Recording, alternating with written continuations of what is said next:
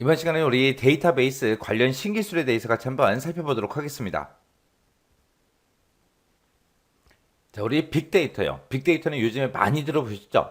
이 빅데이터라는 거는 기존에 관리하는 그런 방법이나 분석 체계로는 처리하기 어려운 그런 막대한 양의 정형 또는 비정형 데이터의 집합을 보고 우리가 빅데이터라고 해요. 이 빅데이터가 요즘에 이제 주목받고 있는 이유요.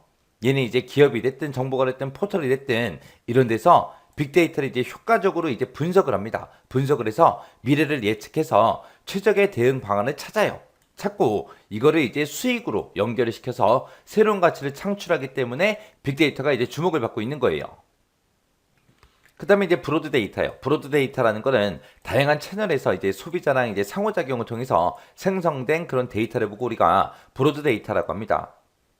얘는 이제 소비자랑 이제 상호작용을 통해서 이제 생성된 그런 데이터라 그랬잖아요. 그래서 기업에서 이제 마케팅을 할 때 효율적이고 이제 다양한 데이터, 그 데이터를 보고 우리가 브로드 데이터라고 그렇게 이제 불러요. 그래서 이전에 사용하지 않거나 알지 못했던 그런 새로운 데이터나 기존 데이터에다가 새로운 가치를 더해서 만들어진 그런 데이터를 보고 우리는 브로드 데이터라고 하더라. 그래서 우리 각각의 이제 소비자들한테 맞춤형 서비스를 제공할 때 그때 이제 사용되는 그 데이터를 보고 우리가 브로드 데이터라고 그렇게 이제 불러요. 그 다음에 이제 메타데이터요. 메타데이터 그러면 일련의 데이터를 정의를 하고 설명해주는 그 데이터를 보고 우리가 메타데이터라고 합니다. 그래서 우리가 컴퓨터에서 데이터의 사전의 내용이 됐든 스키마가 됐든 그런 것들이 우리 메타데이터예요. 그래서 우리 HTML 문서 있죠? 그 문서에서는 메타 태그 내에 들어있는 그 내용이 우리 메타데이터예요. 그 다음에 이제 디지털 아카이빙이요. 얘는 이제 디지털 정보 자원이 있죠. 그걸 이제 장기적으로 보존하기 위한 그런 작업을 보고 우리가 디지털 아카이빙이라고 합니다. 우리가 가지고 있는 아날로그 컨텐츠 같은 경우는 이거를 이제 디지털로 변화를 해요. 변환하고 나서 압축을 해서 저장을 해요. 그리고 디지털 컨텐츠가 있다라고 했을 때 이 디지털 컨텐츠도 체계적으로 이제 분류를 해요. 체계적으로 분류를 해서 메타데이터를 만들어서 데이터베이스화 시키는 그런 작업을 보고 우리가 디지털 아카이빙이라고 합니다. 이 디지털 아카이빙은 왜 한다? 디지털 정보 자원을 장기적으로 보존하기 위한 그런 작업을 보고 얘기하더라.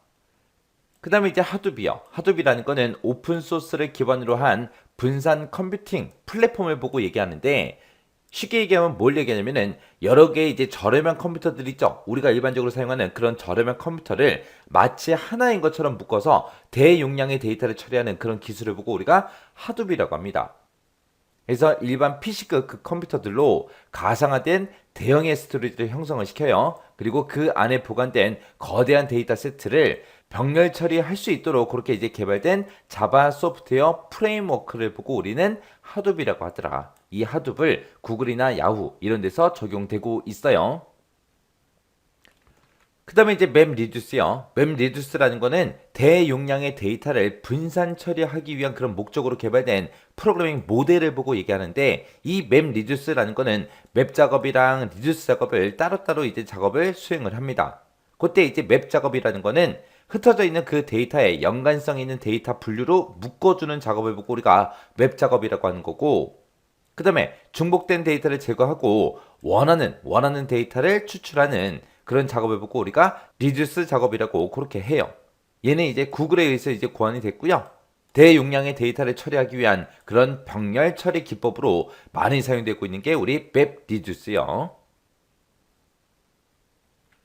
그 다음에 이제 타조라는 거요. 타조라는 거는 오픈소스 기반의 우리 분산 컴퓨팅 플랫폼이 우리 아파치 하둡인데 이 아파치 하둡을 기반으로 해서 분산 데이터 웨어하우스 프로젝트를 보고 우리가 이제 타조라고 그렇게 이제 부릅니다.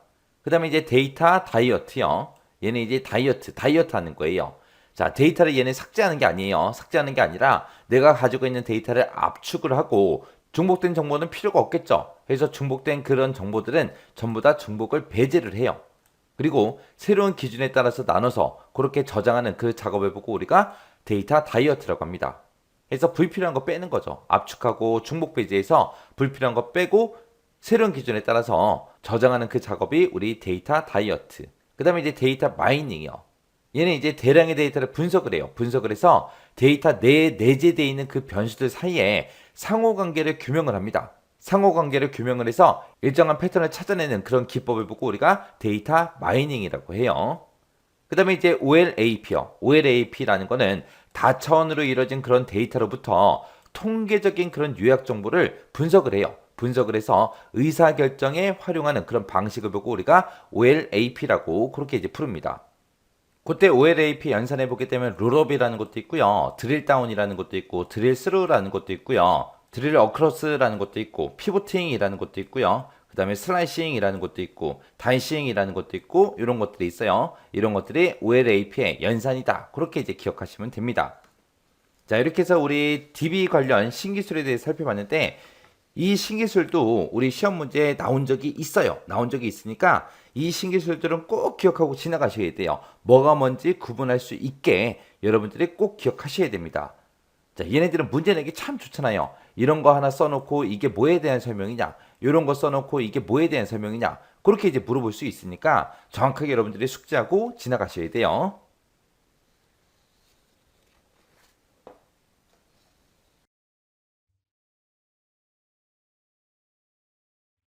자, 다음은 분산 컴퓨팅에 대한 설명이요. 용어를 한번 써보려네요. 오픈소스 기반 분산 컴퓨팅 플랫폼이다. 자, 이거만 나오면 나올 수 있는 게 몇 개 안 돼요. 일단 쭉 볼게요. 분산 처리된 데이터들은 클러스터 환경에서 병렬 처리된다. 자, 병렬 처리예요. 분산 오픈소스 기반 분산 컴퓨팅 플랫폼이고 병렬 처리가 되고요. 그리고 일반 PC 컴퓨터들로 가상화된 대형 스토리지를 형성한대요. 그리고 거대한 데이터 세트를 병렬로 처리할 수 있도록. 자, 그리고 더그 커팅과 마이크 키파렐라 인물 같은 경우는 별로 그렇게 자세하게 외우실 필요는 없고요. 구글의 맵리듀스 이게도 자주 같이 언급됩니다. 그래서 이게 무슨 설명이에요? 하둡에 대한 설명이죠. 자, 이 용어 같은 경우는 지금 뭐로 쓰라는 게 없어요. 한글로 쓰라든지 영문 풀네임으로 쓰라든지 설명 없으니까 제가 쓰고 싶은 걸로 쓰시면 돼요. 하둡 쓰셔도 되고 아니면은 영문으로 하둡 이렇게 쓰셔도 돼요. 대신 영문으로 쓰시다가 이렇게 하둡 막 이렇게 쓰시잖아요. 이거 정답 처리 안 됩니다. 부분 점수도 없어요. 그러니까 자기가 확실하게 기억하는 걸로 쓰시면 될 거예요. 보통 이렇게 신기술 용어, 기술 용어 이런 거 나오잖아요. 그런 특징들을 확실하게 기억해 주셔야 돼요. 오픈소스 기반 분산 컴퓨팅 플랫폼이라고 하면요. 몇 개 안 돼요, 진짜. 가장 대표적으로 시험에 많이 출제되는 게 하둡이었거든요. 예전 기사 때요. 하둡이 가장 많이 출제됐고, 하둡의 그런 특징들, 병렬 처리라든지 아니면은 대형 스토리지, 일반 PC들로 사용한 일반 PC들을 이렇게 묶어가지고 만드는 대형 스토리지라는 거, 그리고 맵 리듀스 엔진이라는 걸 쓴다는 거 해가지고 하둡이라는 용어를 끌어낼 수 있으셔야 됩니다. 18번 문제를 보니까 이제 데이터 마이닝의 개념을 설명하시오 그러고 나왔습니다. 얘도 이제 서술하는 문제죠. 서술할 때는 어떻게 해라? 간단하게 키워드가 되는 것만 집어넣어서 한 줄이든 두 줄이든 그렇게 이제 짧게 작성하라고 했어요. 너무 길게 작성하게 되면 중간에 잘못된 말이 들어갔을 때 그게 오답으로 처리가 됩니다. 그래서 최대한 간결하고 짧게 핵심이 되는 키포인트만 집어넣어서 한두 줄로 그렇게 작성하시면 돼요. 자, 데이터 마이닝이다 라고 하게 되면 얘는 이미 존재하는 그런 자료들 중에서 새로운 정보를 찾아서 우리한테 주는 거, 그게 이제 데이터 마이닝이에요. 자, 예를 들자면 이제 아마존이 됐든 넷플릭스가 됐든 그런 것들이 있습니다. 내가 만약에 아마존이 됐든 넷플릭스에서 이제 공포 영화를 내가 주로 많이 봐요. 그럼 거기서 이제 넷플릭스에 들어갔을 때 나한테 이제 추천해준 영화로 이제 공포 영화들이 쭉쭉 뜨는 거예요. 아니면 내가 액션 영화를 많이 보게 되면, 자주 보게 되면 이제 넷플릭스 자체에서 나한테 추천해주는 영화가 전부 다 액션 영화, 그런 것들 종류로 전부 다 쭉 추천해 줄 겁니다. 그런 것들을 보고 우리가 데이터 마이닝이라 그래요. 그래서 그런 사이트에는 기존에 가지고 있는 영화의 많은 양의 데이터가 있을 거예요. 그런 많은 양의 데이터를 다른 말로 우리가 데이터 웨어하우스라고 그렇게 부르기도 합니다. 그래서 정답을 쓸 때 지금처럼 이렇게 쓰시면 돼요.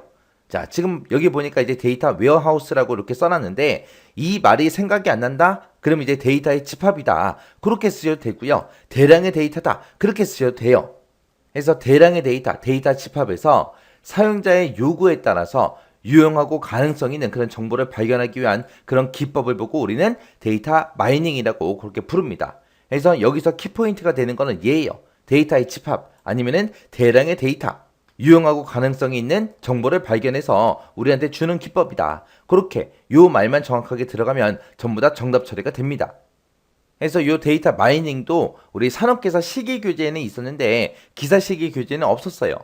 그래서 2회 시험 대비해서 데이터 마이닝을 포함해서 추가로 이제 나올 만한 내용들 있죠. 그런 것들을 전부 다 싹 다 정리해서 합격 전략집에 전부 다 수록을 해놨으니까 실기교재랑 병행해서 같이 공부를 하시기 바랍니다.